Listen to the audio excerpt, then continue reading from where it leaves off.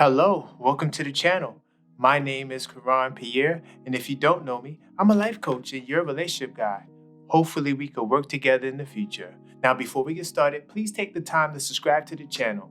Hit that bell icon so you get all the notifications, and then like the video so more cool people can check out the video.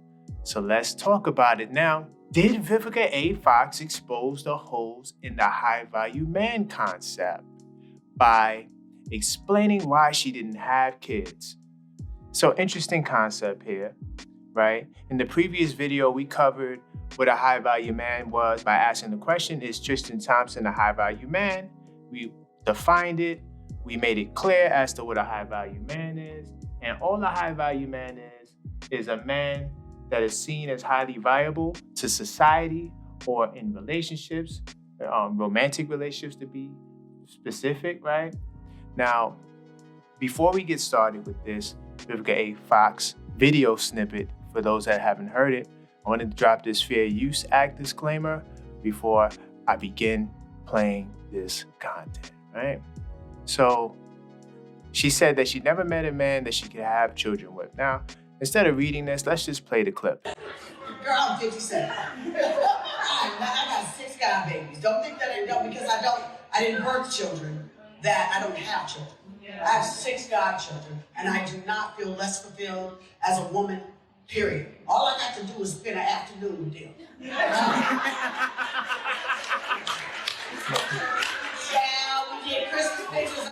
But children on demand. On the day, and I had them on the speed cycle. I was like, you come 6:15, y'all come 6:30, y'all come 6:45. We're going to be at CPK by 8:30, because I know they're going to get tired about 9:30. And sure enough, like clockwork, they did. And at the end of the night, I was like, Gigi, love you bookers. Okay, we'll see you next time. All right. So when I love children, please do not get me wrong. I absolutely love children. In my life, it was career of children. And I never met the man that I could have children with. I didn't. I almost made that mistake. And 3 months before, my family was like, you will not. You absolutely will not. And lost a whole bunch of money in deposits and this, that, and the third, but I trust my family. My family was like, no. And this one here, you don't have to deal with him for 18 more years? Hell to the no. No, man. So there's a little bit more left, but I want to stop it there because I think that these statements are good enough to talk about, right? Now, tell me, is what she's saying feasible? Does this commentary put a hole in the concept of a high-value man? Well, let's move forward as to why I asked that question. So, according to who'sdatedwho.com, now I didn't even know a website like this existed, but it literally goes through all the celebrities' relationships, current and previous, and it summarizes them. So I put her name up, right? And I found this because I was trying to get the clip that we just heard. And it says here that she was in 8 relationships with, other celebrities, so-called high-value men, right? That women may find to be high-valued, right? 2 of them are rumored, so let's just say 9, right? So she was previously married in 1998 to Christopher Harvest. She also was engaged to Omar Slim White back in 2010, right? She's also been with 50 Cent, right? She was rumored to be with Neo and Quentin Tarantino, also Robert Richard, right? There's a couple of more guys, Jamie Foxx, and et cetera, of the who's, right? I think even Dennis Rodman. So she's definitely dated around the block, right? Now, my question is, whose fault is this? Is it Vivica's fault? The fact that she couldn't have a baby? Was it the high-value men that she was with? Or a combination of both, right? Now, when we say it's Vivica's fault, and a lot of people on YouTube feel they're coming hard on Vivica, especially a lot of women, they feel as though it's her fault that she doesn't have a baby, right? Because she's been with a good amount of men and it didn't work, right? So one could argue that, can it be all of these guys you dated, or is it you? Because you're the common denominator, right? So if these relationships didn't work, maybe it's your fault But then on the contrary, one could argue that, hey, all of these men that she's been with, none of these men also have successful monogamous relationships, right? So that can be a pushback. Also, she did give it a go. So when you say that, oh, if she wanted to have kids, she should have just had kids or tried harder, but she did try. She was engaged and she was married on 2 separate occasions. So I'm just asking questions.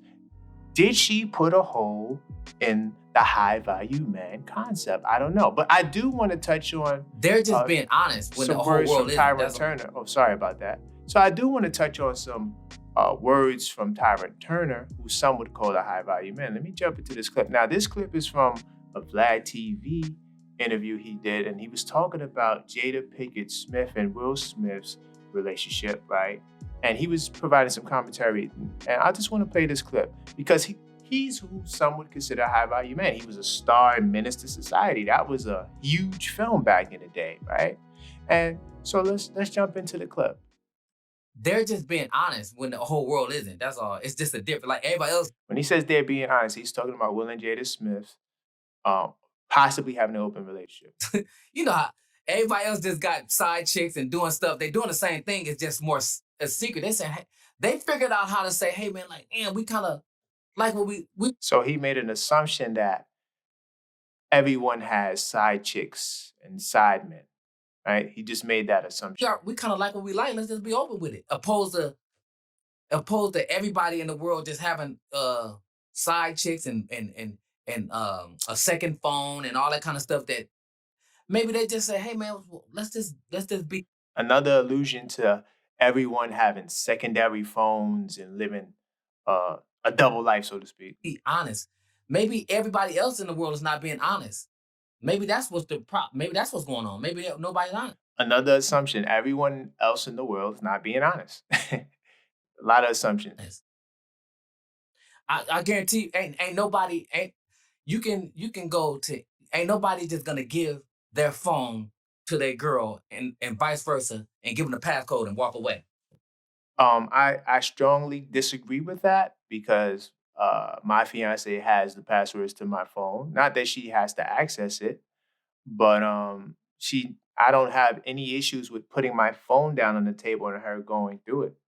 You know, not that she does it, but I don't live in that world that he's trying to paint. So this is what happens when we try to, make general stereotypes based off our lifestyle. We project it onto everyone else. I just want to play another clip. This is the last clip. I know I got 4 clips. So I'm gonna play this last one. I always say this, like, you Will Smith or you Floyd Mayweather or vice versa, right? Say this. You want to do all this, get all this fame to just have one vagina. You could have worked at at Ralph's and had one piece of. Why am I doing? I'm doing all this, get all this glory to just be with one girl. Could have worked at you could have worked at AutoZone and did that. So yeah, you could have worked at Walmart if you just wanted one vagina. And he's not the only so-called high-value man that I heard speak like this. This is a running narrative amongst some other men. So that's all. And, my final thoughts are, in closing, just asking questions. Is it Vivica's fault why she didn't have a baby? Right? And like I said, it can go both ways. Please leave a comment in the comment sections below if you have any thoughts on this. I would like to know. Can high-value men be monogamous? This is another question. I'm going to continue to ask this question. We heard the words from Tyrin. We heard Vivica's part. We've seen all the men that Vivica's been with, right? And I don't know. It can go either way, but I want to know your thoughts. I'm just asking questions, right? So don't forget to subscribe. See you. Well, I know it says Thursday. But see you Sunday. I'm doing this video in place of the When Monogamy Goes Wrong video. That will resume again next week. So until next time, stay blessed.